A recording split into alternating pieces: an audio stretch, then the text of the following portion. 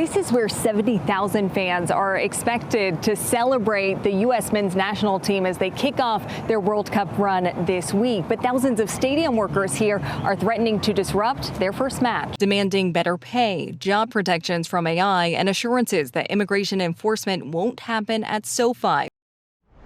So this, in my opinion, is just a prime example of dysfunctional left-wing society, because tonight is the World Cup opener in Los Angeles, and if I'm not mistaken, Team USA themselves are playing there. And given that this is all happening in LA, would it exactly surprise anyone to find out that left-wing protesting and stupidity almost shut down the entire World Cup? Well, that is exactly what happened after a bunch of the SoFi stadium workers tried to go on strike, threatened to not work the World Cup over what they initially claimed was not getting paid enough. They wanted higher wages, but then it rapidly devolved into this anti-ICE protest where they were saying, oh, it's not going to be safe for the stadium workers because DHS is going to be present, and somehow these people believe that because the feds are overseeing a major national event, that means they're going to be running around deporting the freaking stadium workers in the middle of the soccer game. What a delusional belief to have. But in the end, the good news is that they called it off at the last minute. Basically, the entire stunt was performative. But still, is that not the most California left-wing story ever? They're about to host the biggest international event of the entire year, and they can't even get it off the ground because the woke workers union is trying to go on strike. And I would argue this is just basically what left-wing societies look like, especially what I might refer to as middle stage leftism, because late stage leftism, when you have a full communist system going on, let me just say there are not many worker strikes in communist regimes. They're kind of illegal. Bad things will happen to you if you try. But in this sort of what you could call quote unquote democratic socialism stage, you know, where everything is woke and there's just a high tolerance for all of this antisocial behavior, that's what you get. You get filthy homeless and, you know, drugs and crime going on in the streets.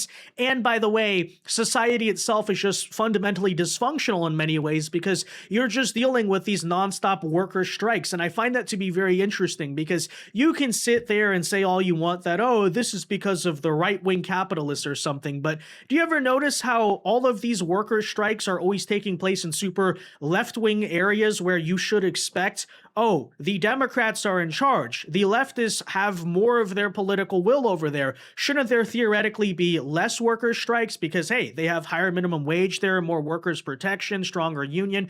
But it's the opposite. Basically, because there is mass tolerance for whatever, and these workers kind of do understand that, oh, if we go on strike, you know, the system's just going to cave to us no matter what we're demanding because, you know, like, we're basically in charge here. That's what you get. And I observed this myself personally when I was in Europe about last year, because we were taking a train out of Barcelona. So we're leaving Barcelona and this, 9, 10 o'clock at night. And I kid you not, the train just stops for 40 minutes. Okay. It just like was stopped there. No one knows what the heck is going on. We're stuck in the middle of rural Catalonia. And I guess what went down is that the workers just decided to go on strike, right? In the middle, and Europe, democratic socialism, quote unquote, more progressive, woke, left-wing society than maybe where America is right now.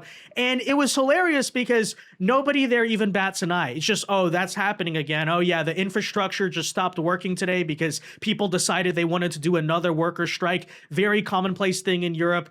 Sometimes entire national highways get blocked for weeks because the farmers decide they want to go on strike. Just constant strikes and shutdowns and this very dysfunctional, broken down society. Again, that's sort of emblematic of leftists to me. And so, look, we'll get into the reasons they're striking and they can claim to have their grievances, but no part of me is ever going to look at that and not just see this. Oh, what is it with just like liberals in charge and things don't work, right? And that's exactly what went down at the World Cup.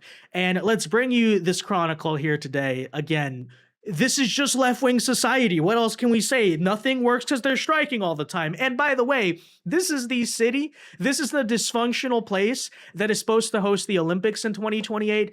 I have severe doubts about that, let me just say. But let's get into it. First, though, do us a favor. If you enjoy our content, make sure you hit that like button down below. Subscribe to the channel if you are new. That is the best way to support our work, and it also ensures that you can stay up to date with all of the latest news and coverage. And with that said, so take a listen to what took place just days ago. This was just 6 days ago, where the SoFi Stadium workers voted to strike before the World Cup, and then we'll also explain how they just kind of gave up in the end in typical performative left-wing fashion, but check it out for yourself. Trouble tonight at SoFi as World Cup excitement builds. Thousands of workers voting to walk off the job if an agreement cannot be reached, citing pay and concerns about ICE.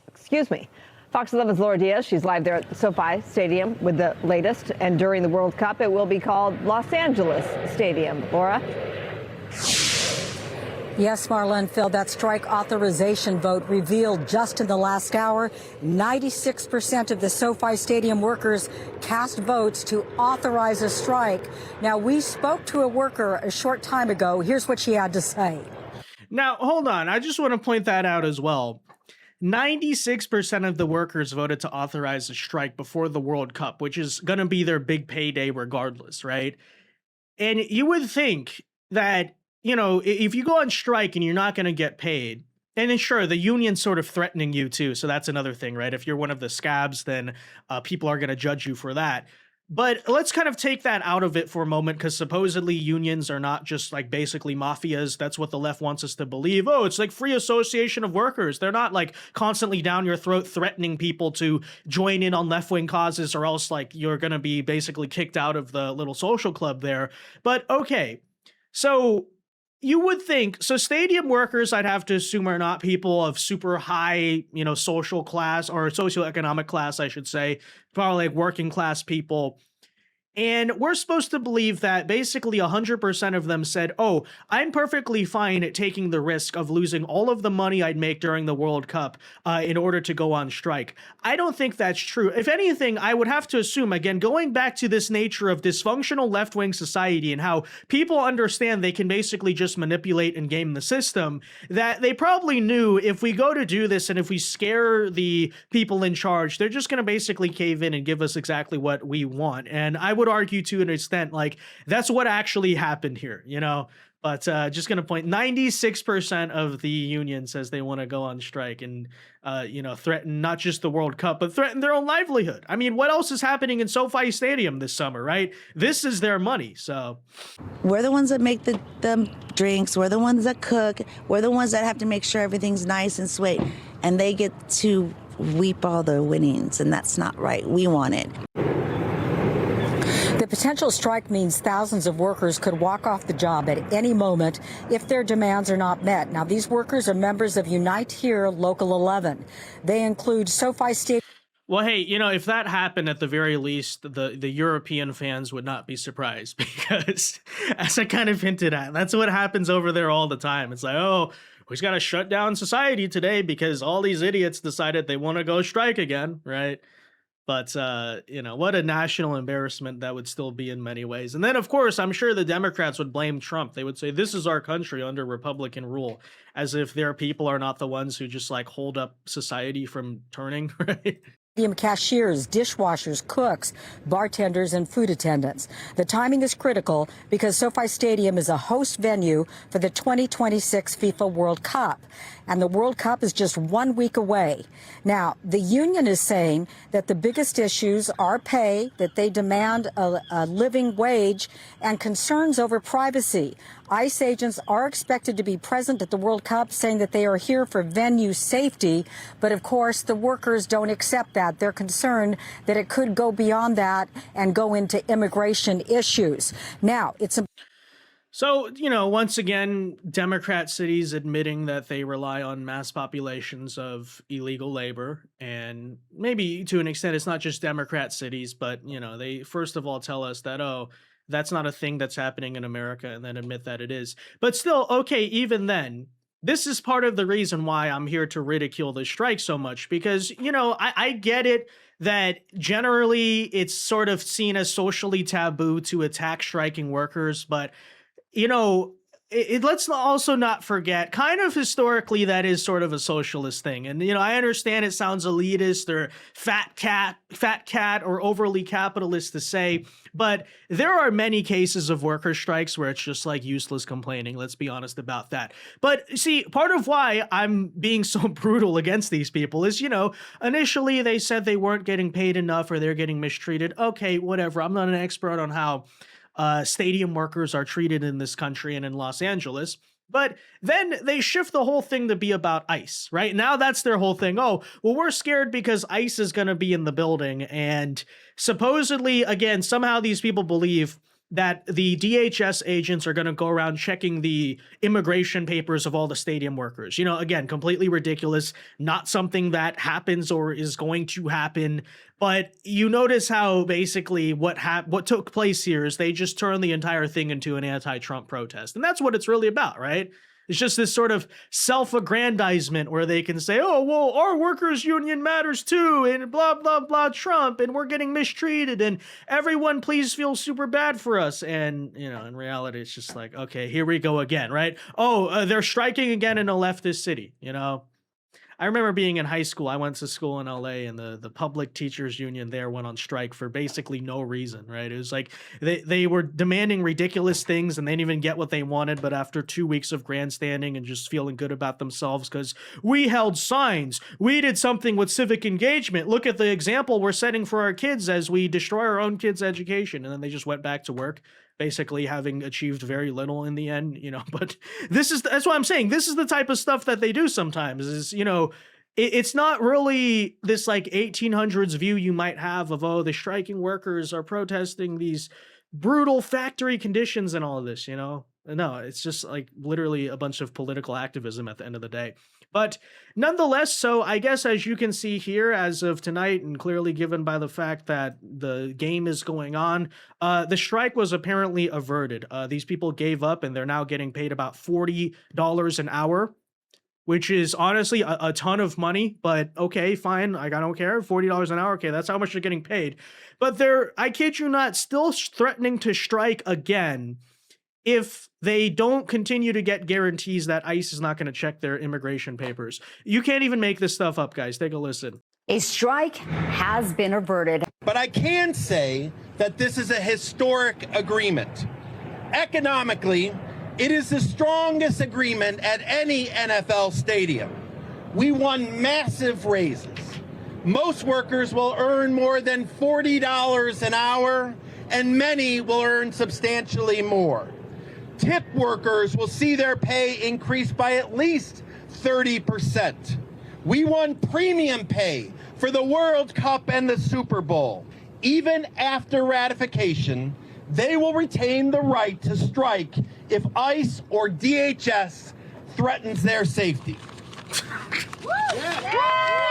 And I'm sure, by the way, after making $40 an hour, they're still going to complain. In fact, they still are complaining. Now they're saying, oh, well, if ICE or DHS cause problems, then we're going to go on strike again. And what can we say, dude? It's just libtardistan. Okay, this is just what it's like living in libtardistan.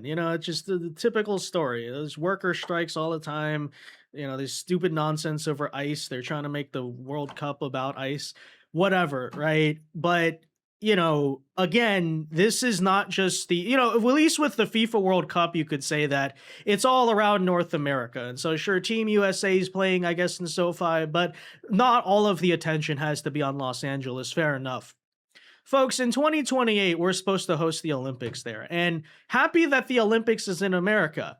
But I'm just going to be honest, I've had this concern for basically the past decade, actually, that entire thing's going to be a massive embarrassment for the United States of America. We're going to look bad, not because of us, but because of Los Angeles, right? You're talking about a city, first of all, who infrastructurally, I don't even know if is ready to handle an Olympics in the modern era. I know they did that back in the 80s, but that was the 80s, right? Have you seen LAX? Have you tried to leave LAX when it's busy? That airport is a nightmare. It's a disaster. LA's not a very accessible place to begin with. And this is not to mention the political issues, right? The homelessness, the public safety problems, the crime, in a place where a lot of Europeans and foreigners like to take the public transit. Oh boy, that'll be a situation for sure, you know? And then not to mention this right here. So what happens if, the stadium workers decide they just want to go on strike in 2028 during the opening ceremony because it's libtardistan? Oh yeah, that's just not going to look bad for us at all. I don't know. I mean, I have been really of the thought of mine that we ought to move it to somewhere else. I don't know, a city in this country who at least has the infrastructure to handle mass amounts of tourists, which LA really just does not. Again, look at LAX, a disaster, right?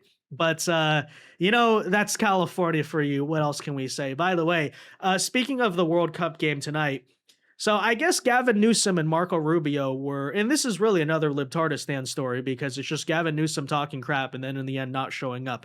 Very typical behavior, right?